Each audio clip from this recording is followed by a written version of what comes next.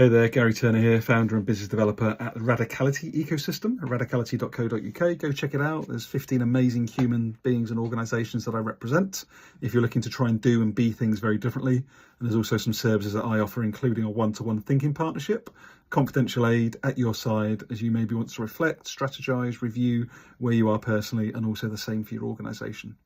So what I wanted to share with you today was actually a blog that I wrote for a multinational corporation, multi-billion, several thousand organisation in May 2024, mental health blog, which I called We Have the Power, Way More Power to Shape Our Reality Than We Realise. So I will be looking over here as I'm narrating this blog from over a year ago, but I feel it's particularly relevant today as we're navigating so much change and a pretty chaotic world right now.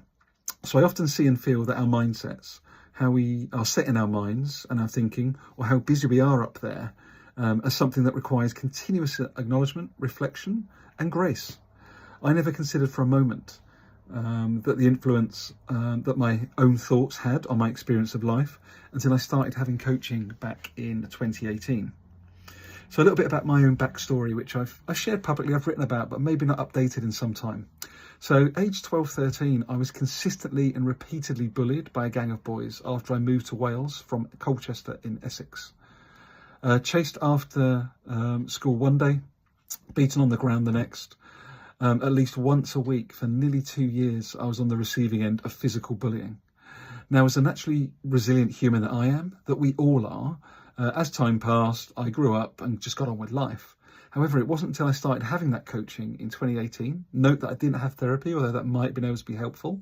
It's only then that I really looked back and saw that the games that my mind and the earlier years trauma that were associated with that were playing on me. I came from a home with loving parents, caring parents, but I just still didn't feel I could ask for help. Just didn't feel just didn't feel able to do that. I'd been conditioned, as so many of us men are, to be stoic, have a stiff upper lip, be a man, be the strong one, etc. Even though at times I just wanted to cry. And I've got to be honest with you, I cried a lot at age 12, 13. I don't mind telling you. This also played out in my later teens and early 20s as I dived deeper into the dance music scene. Still love that today, by the way, even though my body creaks more, including my knees. But gambling, drinking, and I really did do anything I could do to suppress that nagging feeling of not feeling good enough internally. This may or may not resonate with you as a man if you're reading this. If it does, you can always drop me a line for a confidential natter sometimes. Genuine offer. My email is garry.turner@radicality.co.uk. In my mind, I was telling myself stories of not being good enough. That was a story in my mind after being bullied so much and not asking for help. No matter how much I was around good people, people that lifted me up, people that cared about me, internally I was lost to my thoughts and, importantly, the feelings of not being good enough. I couldn't see the clouds for the sky, and that's why advice such as what I found online from NHS Somerset is so helpful, where they, just for context, they talk about our experience of life being like the weather. You know, sometimes it's dark clouds, sometimes it's bright sunshine. But the important point here, as I write, is that you are always enough and never, ever broken, even if just that sometimes we feel a little bit lost.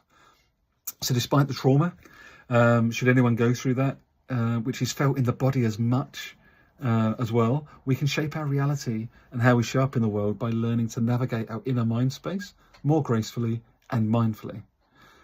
There are a few books for this. There's some, but there are a few books for this. It's incredibly non-linear. It is vulnerable, yet it's also, I would assert, very freeing the more we practice. So my friends at an organisation called World Blue, thank you Tracy Fenton, talk a lot about self-worth. They talk about, and I know and feel this now, that we are all born, you are born as a 10 out of 10 self-worth. No one can take that from you. We can only give it away. Now, we may not always feel it, we may not always think it, but knowing that before the job position, how much you earn, what holiday you go on, that you are already worthy from the inside out, can really snap us out of those occasional darker moments that naturally ebb and flow. Also knowing that 4 in 5 suicides are by men, with suicide being the biggest cause of death for men under the age of 35, makes me think about the quote from David Foster Wallace, who sadly took his own life. That quote, your mind is an excellent servant, but it's a terrible master, closed quote. So going forward, there is much more I could say, but with the reality and the pace of change, shifts in technology, global challenges, and trying to be parents and grandparents, life does get a lot sometimes. Learning to stop, to breathe, surrounding yourself with people that lift you up, and also being okay with not being okay are all good rituals that I've developed over the years to help me when and I will again, fall into those occasional heavier and darker moments. You are enough. I am enough. We are enough. Happy mind wandering, Gary. That's the blog that I wrote back in May 2024 for a multinational corporation. Now, at that time, we were already seeing the horrific issues unfolding in Gaza. We've already seen horrific issues in the Congo, in Sudan, and all around the world. I truly believe, and that's why I now have a platform that's the first episode goes live. I'm recording this on Saturday the 11th of October 2025. The first episode with the amazing listener Colin D. Smith gets published on Monday the 13th of October 2025. And this platform, in the business of healthy masculinity, it exists to create spaces for us, particularly men, but all of us, to talk about what it's really like to lead within 2025 and beyond, to be honest about what we're suppressing, the feelings that we're afraid to feel, and how that may manifest as toxic leadership. I'm talking about healthy masculinity versus unhealthy masculinity, but we definitely have some toxic leadership out there. We have some very degenerative systems, such as financial systems, such as neoliberal capitalism, such as political systems. They all need to be completely destroyed. They all need to be completely reimagined. And we can do that together in community. And that's why I'm offering you my services as a one-to-one thinking partner, particularly if you're a senior executive leader within business. I want to be at your side as you sense into, as you feel into your body, as you allow yourself to join some dots that maybe you've been scared to join until now. You're not broken, I'm not broken, but we need to be way more bolder, way more brave. I'm channeling my inner Kimberly Davis as I say this.